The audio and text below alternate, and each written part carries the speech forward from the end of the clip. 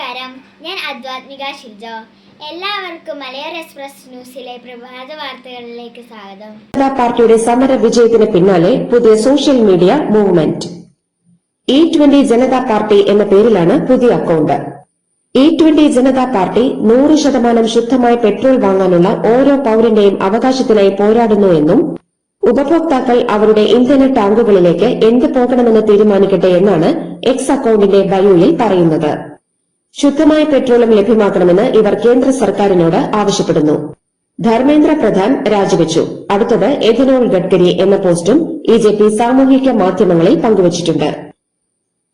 ദില്ലിയിലെ CJP സമരത്തെ നേരിട്ടതിൽ ഗുരുതര വീഴ്ചയെന്ന് RAF വിലയിരുത്തൽ. വിദ്യാർത്ഥി പ്രതിഷേധത്തിലേക്ക് പെല്ലറ്റ് ഗണ്ണോ ഇലക്ട്രിക് ഷോക്കോ പ്രയോഗിക്കേണ്ട സാഹചര്യം CJPയുടെ പാർലമെന്റ് മാർച്ചിൽ ഇല്ലായിരുന്നുവെന്നാണ് സേനയുടെ ആഭ്യന്തര അവലോകനത്തിലെ കണ്ടെത്തൽ. ഇനിയൊരു നിർദ്ദേശമുണ്ടാകുന്നതുവരെ പെല്ലറ്റ് ഗൺ ഉപയോഗിക്കുന്നതിന് നിയന്ത്രണം ഏർപ്പെടുത്തി. വിദ്യാഭ്യാസ രംഗത്ത് ടാസ്ക് ഫോഴ്സ് രൂപീകരിച്ച് കേന്ദ്രം. ഇൻഫോസിസ് സഹസ്ഥാപകനായ നന്ദൻ നിലേകനിയുടെ അധ്യക്ഷതയിൽ ടാസ്ക് ഫോഴ്സ് രൂപീകരിച്ചതായി പ്രധാനമന്ത്രി ഇൻസ്റ്റഗ്രാം വഴിയാണ് വിശദമാക്കിയത്. പരീക്ഷാ തട്ടിപ്പുകൾ തടയുന്നതിന് കർശന വ്യവസ്ഥകളടങ്ങിയ പുതിയ നിയമനിർമ്മാണങ്ങളിലേക്ക് പാർലമെന്റ് കടക്കുകയാണെന്നും പ്രധാനമന്ത്രി കൂട്ടിച്ചേർത്തു. ശബരിമല തീർത്ഥാടകർക്ക് സുരക്ഷിതവും ഗുണമേന്മയുള്ളതുമായ റോഡുകൾ ഉറപ്പാക്കുന്നതിനായി 450 കോടി രൂപയുടെ സമഗ്ര വികസന പാക്കേജ് തയ്യാറാക്കുകയാണെന്ന് പൊതുമരാമത്ത് മന്ത്രി PK ബഷീർ അറിയിച്ചു. കഴിഞ്ഞ വർഷങ്ങളിൽ നിന്ന് വ്യത്യസ്തമായി ഈ തവണ തീർത്ഥാടന സീസണിന് വളരെ മുൻപേ തയ്യാറെടുപ്പുകൾ ആരംഭിച്ചിട്ടുണ്ടെന്നും മന്ത്രി വിവരിച്ചു. ഗുരുവായൂർ ക്ഷേത്ര ദർശനത്തിനായി ഇനി ഓൺലൈൻ ബുക്കിംഗ്. സൌകര്യപ്രദമായ സ്ലോട്ട് ബുക്ക് ചെയ്ത് ദർശനം നടത്തുന്നതിനുള്ള ഓൺലൈൻ സേവനം വരുന്നു. ഹൈക്കോടതി നിർദ്ദേശത്തെ തുടർന്നാണ് ദർശനത്തിന് ഓൺലൈൻ സംവിധാനം ഏർപ്പെടുത്താൻ ഭരണസമിതി തീരുമാനിച്ചത്. ഓഗസ്റ്റ് 4 മുതൽ ഇത് പ്രാബല്യത്തിൽ വരും. പേരൂർക്കട മാനസികാരോഗ്യ കേന്ദ്രത്തിലെ പ്രശ്നങ്ങൾ പരിഹരിക്കാൻ മാസ്റ്റർ പ്ലാനുമായി ആരോഗ്യവകുപ്പ്. ഹൈക്കോടതി ഇടപെടലിന് പിന്നാലെയാണ് സ്റ്റാഫുകളുടെ കുറവും കെട്ടിടത്തിലെ ശോച്യാവസ്ഥ അടക്കം പരിഹരിക്കാനുള്ള സർക്കാർ നടപടി. ആരോഗ്യമന്ത്രി K മുരളീധരൻ വ്യാഴാഴ്ച മാനസികാരോഗ്യ കേന്ദ്രം സന്ദർശിക്കും. ഡ്രൈവിംഗ് ടെസ്റ്റ് സംബന്ധിച്ച മുൻ ഗതാഗത മന്ത്രി KB ഗണേഷ് കുമാറിന്റെ തീരുമാനം തിരുത്തി പുതിയ സർക്കുലർ. പ്രതിദിന ഡ്രൈവിംഗ് ടെസ്റ്റുകളുടെ എണ്ണം 40-ൽ നിന്ന് 50 ഉയർത്തി. ഡ്രൈവിംഗ് ടെസ്റ്റുകൾ വൈകുന്നു എന്ന പരാതിയെ തുടർന്നാണ് മാറ്റം. അടുത്ത 3 മാസത്തേക്ക് ആഴ്ചയിൽ 5 പ്രവൃത്തി ദിനങ്ങളിലും ഡ്രൈവിംഗ് ടെസ്റ്റ് നടത്തും. തനിക്ക് പത്മഭൂഷൺ കിട്ടിയതിൽ സംശയമുള്ളവർ ഉണ്ടെന്നും ഇക്കാര്യത്തിൽ കേസ് കൊടുത്തവർ വരെയുണ്ടെന്നും SNDP യോഗം ജനറൽ സെക്രട്ടറി വെള്ളാപ്പള്ളി നടേശൻ. ആഭ്യന്തരമന്ത്രി അമിത്ഷാ തന്ന കത്താണ് അവർക്കുള്ള മറുപടി. എന്തിനാണ് പത്മഭൂഷൺ കിട്ടിയതെന്ന് ആ കത്തിലുണ്ട്. പുരസ്കാരം തന്റെ സമുദായത്തിന് സമർപ്പിക്കുന്നുവെന്നും വെള്ളാപ്പള്ളി പറഞ്ഞു. കായിക താരങ്ങൾക്ക് കൊടുക്കാതെ സാധനങ്ങളും ഉപകരണങ്ങളും പൂഴ്ത്തിവച്ചതിന് പിന്നാലെ സ്പോർട്സ് കൌൺസിൽ കഴിഞ്ഞ 5 വർഷം നടത്തിയ മുഴുവൻ പർച്ചേസും പരിശോധിക്കാൻ നടപടി. സ്പോർട്സ് കൌൺസിൽ അടിസ്ഥാന വിവരങ്ങളോ രേഖകളോ പോലും സൂക്ഷിക്കുന്നില്ല എന്നാണ് കണ്ടെത്തൽ. കായിക താരങ്ങളായ കുട്ടികൾക്ക് കൊടുക്കാതെ ഗോഡൌണിലിരിക്കുന്ന 100 കണക്കിന് സാധനങ്ങളുടെ ദൃശ്യങ്ങൾ പുറത്തു വന്നതിന് പിന്നാലെ കായിക ഉപകരണങ്ങളും വസ്ത്രങ്ങളും ധൃതിപ്പെട്ട് വിതരണം ചെയ്ത് സ്പോർട്സ് കൌൺസിൽ. 3 വർഷം വരെയായി ഉപകരണങ്ങളും വസ്ത്രങ്ങളുമെല്ലാം കിട്ടിയിട്ടില്ല എന്നാണ് വിദ്യാർത്ഥികൾ പറയുന്നത്. നെഹ്റു ട്രോഫി ജലമേളയുടെ പവലിയനായി ഓസ്കാർ ഇവന്റ്സിന് നൽകിയ നിർമ്മാണ കരാർ വിവാദത്തെ തുടർന്ന് ഇറിഗേഷൻ വകുപ്പ് റദ്ദാക്കി. ഇതോടെ സ്റ്റേജ് നിർമ്മാണം ഉൾപ്പെടെയുള്ള ജോലികൾക്ക് പുതിയ ടെൻഡർ ക്ഷണിച്ചു.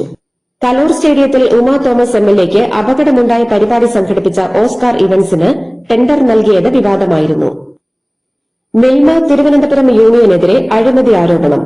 യൂണിയന് 85 ലക്ഷത്തിലധികം രൂപ സാമ്പത്തിക നഷ്ടം വന്നതായും യൂണിയൻ ഭരണസമിതിക്ക് ഗുരുതര വീഴ്ച സംഭവിച്ചതായും റിപ്പോർട്ടുണ്ട്. ഭരണസമിതി ക്ഷീരവകുപ്പ് കഴിഞ്ഞ ദിവസം പിരിച്ചുവിട്ടിരുന്നു. CMRL മാസപ്പടി കേസിൽ വീണയ്ക്കെതിരെ എൻഫോഴ്സ്മെന്റ് ഡയറക്ടറേറ്റിന്റെ കൂടുതൽ തെളിവുകൾ.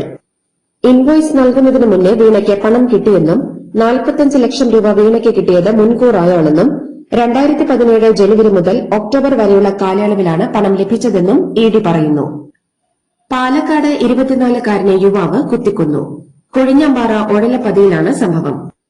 കെരാമ്പാറ സ്വദേശിയായ ഷെഫീഖാണ് കൊല്ലപ്പെട്ടത്. കാളവണ്ടിയുമായി പോകുന്നതിനിടെ വഴി നൽകാത്തതിനെ ചൊല്ലിയുണ്ടായ തർക്കമാണ് കൊലപാതകത്തിൽ കലാശിച്ചത്. കുറ്റിപ്പുറത്ത് ബസ് തലകീഴായി മറിഞ്ഞ് അപകടം. സംഭവത്തിൽ ഒരാൾ മരിക്കുകയും നിരവധി പേർക്ക് പരിക്കേൽക്കുകയും ചെയ്തു. കുറ്റിപ്പുറം റെയിൽവേ മേൽപ്പാലത്തിന് സമീപമുള്ള ദേശീയപാതയിൽ നിയന്ത്രണം വിട്ട ബസ് ഡിവൈഡറിലിടിച്ച് തലകീഴായി മറിയുകയായിരുന്നു. ഫീസ് ഈടാക്കിയിട്ടും അച്ചടിച്ച രജിസ്ട്രേഷൻ സർട്ടിഫിക്കറ്റ് നൽകാതിരുന്ന മോട്ടോർ വാഹന വകുപ്പിന് ജില്ലാ ഉപഭോക്തൃ കോടതിയുടെ കനത്ത പ്രഹരം. പരാതിക്കാരന് 10,000 രൂപ നഷ്ടപരിഹാരവും കോടതി ചെലവുമടക്കം തിരികെ നൽകാൻ കോടതി ഉത്തരവിട്ടു. പാലക്കാട്ടെ 9 സിവിൽ പോലീസ് ഓഫീസർമാരുടെ സ്ഥലമാറ്റത്തിന് സ്റ്റേ. സംസ്ഥാന അഡ്മിനിസ്ട്രേഷൻ ട്രൈബ്യൂണലാണ് സ്റ്റേ ചെയ്തത്. ഓപ്ഷൻ നൽകിയ പോലീസ് സ്റ്റേഷനുകൾ അനുവദിക്കാതെ ദൂരസ്ഥലങ്ങളിലേക്ക് സ്ഥലം മാറ്റിയതിനെ ചോദ്യം ചെയ്ത് സിപിഒമാർ രംഗത്തെത്തിയിരുന്നു. MDMA കേസിൽ പിടിയിലായ അധ്യാപികമാർക്കെതിരെ വിദ്യാഭ്യാസ വകുപ്പിന്റെ നടപടി. റിമാൻഡിലായ മരുതോങ്കര സ്വദേശി കീർത്തനയെ പിരിച്ചുവിട്ടു. കൂരാച്ചുണ്ട് സ്വദേശി കാവ്യക്കെതിരായ നടപടി നാളെയുണ്ടാകും. ഓപ്പറേഷൻ തൂഫാനിലാണ് അധ്യാപികമാരെ ഇടനിലക്കാരാക്കിയുള്ള ലഹരി സംഘത്തെക്കുറിച്ചുള്ള നിർണായക വിവരം പോലീസിന് ലഭിച്ചത്. തിരുവനന്തപുരം വഞ്ചിയൂർ പാൽക്കുളങ്ങരയിൽ യുവാവിനെ പട്ടാപ്പകൽ വെട്ടിക്കൊന്നു. വിശാഖാണ് കൊല്ലപ്പെട്ടത്. അയൽവാസിയായ പ്രദീപാണ് ആക്രമണം നടത്തിയത്. ഇരുവരും തമ്മിൽ നേരത്തെ നിലനിന്നിരുന്ന വ്യക്തി വൈരാഗ്യമാണ് കൊലപാതകത്തിൽ കലാശിച്ചത്. പഞ്ചനക്ഷത്ര ഹോട്ടലുകളിൽ അടിസ്ഥാന സൌകര്യങ്ങൾ നിഷേധിക്കപ്പെടുന്നതിൽ പ്രതിഷേധവുമായി ടാക്സി ഡ്രൈവർമാർ തോർത്തു മാത്രം ധരിച്ചാണ് ഹോട്ടൽ ലോബിയിൽ പ്രതിഷേധിച്ചത്. ഹോട്ടലുകളിൽ ഡ്രൈവർമാർക്ക് വിശ്രമിക്കാനും പ്രാഥമിക ആവശ്യങ്ങൾ നിർവഹിക്കാനുമുള്ള സൌകര്യങ്ങൾ ഒരുക്കണമെന്നാവശ്യപ്പെട്ടാണ് ഡ്രൈവർമാർ വേറിട്ട രീതിയിൽ പ്രതിഷേധവുമായി രംഗത്തെത്തിയത്.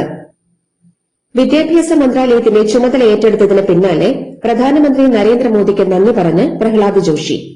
വളരെ വലിയൊരു വകുപ്പാണ് തനിക്ക് നൽകിയിരിക്കുന്നതെന്നും ഏറെ പഠിക്കാനുണ്ടെന്നും അദ്ദേഹം വ്യക്തമാക്കി.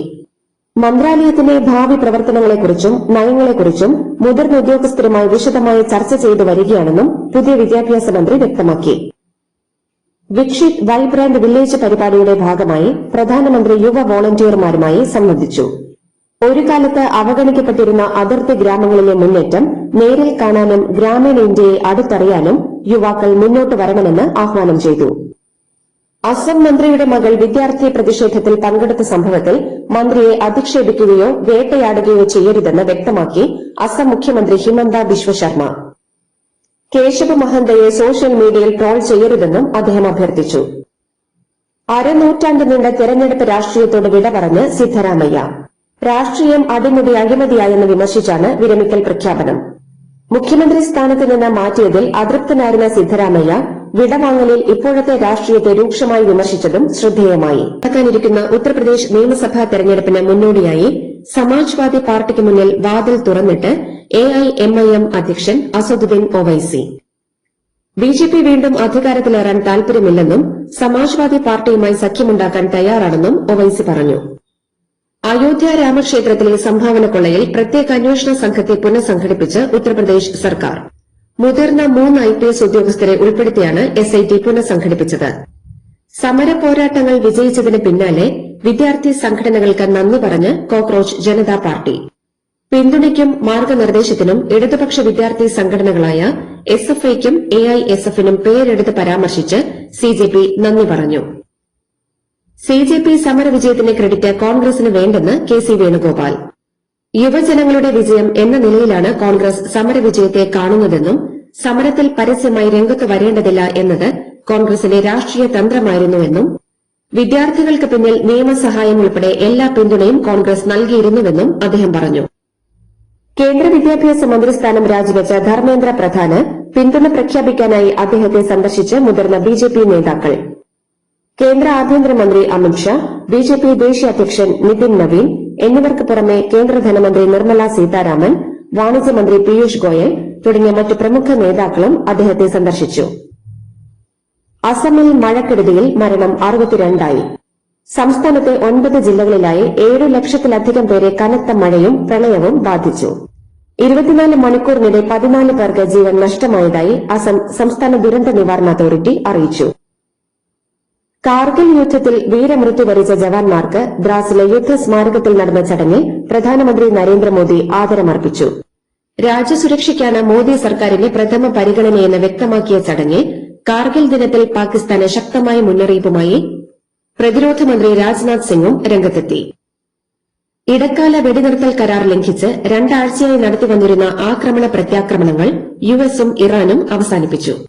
US ആക്രമണം നിർത്തിയ സാഹചര്യത്തിൽ ഗൾഫ് രാജ്യങ്ങൾക്ക് നേരെയുള്ള സൈനിക നടപടി തൽക്കാലം നിർത്തിവെക്കുന്നതായി ഇറാന്റെ സേനാ വക്താവ് മുഹമ്മദ് അക്രമീനിയ അറിയിച്ചു. സൌദി അറേബ്യയും അമേരിക്കയും സമാധാനപരമായ ആണവോർജ്ജ ഉപയോഗങ്ങൾക്കായി ഒരു തന്ത്രപരമായ കരാറിൽ ഒപ്പുവച്ചു. സാങ്കേതികവിദ്യ, അറിവ്, ആണവ സുരക്ഷ എന്നിവയിൽ സഹകരണം വർദ്ധിപ്പിക്കാൻ ലക്ഷ്യമിടുന്ന ഈ കരാർ ഇരു രാജ്യങ്ങളും തമ്മിലുള്ള പങ്കാളിത്തം ശക്തിപ്പെടുത്തുകയും സൌദിയുടെ ഊർജ്ജ സ്രോതസ്സുകൾ വൈവിധ്യവൽക്കരിക്കാൻ സഹായിക്കുകയും ചെയ്യും. കോമൺവെൽത്ത് ഗെയിംസിൽ ഇന്ത്യയുടെ മെഡൽ നേട്ടം 4 പാരാ പവർ ലിഫ്റ്റിംഗിൽ ഇന്ത്യയുടെ ഝണ്ടു കുമാർ കഴിഞ്ഞ ദിവസം വെങ്കലം നേടിയതിന് പിന്നാലെ പുരുഷന്മാരുടെ ഭാരോദ്വഹനത്തിൽ ഇന്ത്യയുടെ ചനംറാം ഋഷികാന്ത സിംഗ് ഇന്നലെ 60 കിലോഗ്രാം വിഭാഗത്തിൽ വെള്ളി നേടി. വനിതകളുടെ 48 കിലോഗ്രാം വിഭാഗം ഭാരോദ്വഹനത്തിൽ ഗെയിംസ് റെക്കോർഡോടെ മീരാബായ് ചാനു സ്വർണം നേടിയതാണ് ഇന്നലത്തെ തിളക്കമാർന്ന നേട്ടം. മീരയുടെ തുടർച്ചയായ 3ാം കോമൺവെൽത്ത് ഗെയിംസ് സ്വർണമാണ് ഇത്. പുരുഷന്മാരുടെ 65 കിലോഗ്രാം ഭാരോദ്വഹനത്തിൽ രാജ മുത്തുപാണ്ഡെ വെള്ളി മെഡൽ സ്വന്തമാക്കിയതോടെയാണ് ഇന്ത്യയുടെ മെഡൽ നേട്ടം 4 സിംബാബ്വെക്കെതിരായ T20 പരമ്പരയിലെ ആദ്യ 2 മത്സരങ്ങളും ജയിച്ചതോടെ Indian cricket team ICC T20 റാങ്കിങ്ങിൽ 1ാം സ്ഥാനം തിരിച്ചുപിടിച്ചു. ഇംഗ്ലണ്ടിനെതിരായ തോൽവിക്ക് ശേഷം നഷ്ടപ്പെട്ട സ്ഥാനം പുതിയ ക്യാപ്റ്റൻ ശ്രേയസ് അയ്യരുടെ നേതൃത്വത്തിൽ ടീം വീണ്ടെടുക്കുകയായിരുന്നു. സിംബാബ്വെക്കെതിരായ T20 പരമ്പരയിൽ ഇന്ത്യയ്ക്ക് സമ്പൂർണ്ണ വിജയം. ഇന്നലെ നടന്ന 3ാമത്തെയും അവസാനത്തെയും T20യിൽ ഇന്ത്യ 35 റൺസിന് സിംബാബ്വെയെ തോൽപ്പിച്ചാണ് സമ്പൂർണ്ണ വിജയം സ്വന്തമാക്കിയത്. ആദ്യം ബാറ്റ് ചെയ്ത ഇന്ത്യ 49 പന്തിൽ 81 റൺസെടുത്ത വൈഭവ് സൂര്യവംശിയുടെ മികവിൽ 5 വിക്കറ്റ് നഷ്ടത്തിൽ 192 റൺസെടുത്തു. മറുപടി ബാറ്റിംഗിനിറങ്ങിയ സിംബാബ്വെയ്ക്ക് 7 വിക്കറ്റ് നഷ്ടത്തിൽ 157 റൺസെടുക്കാനേ സാധിച്ചുള്ളൂ.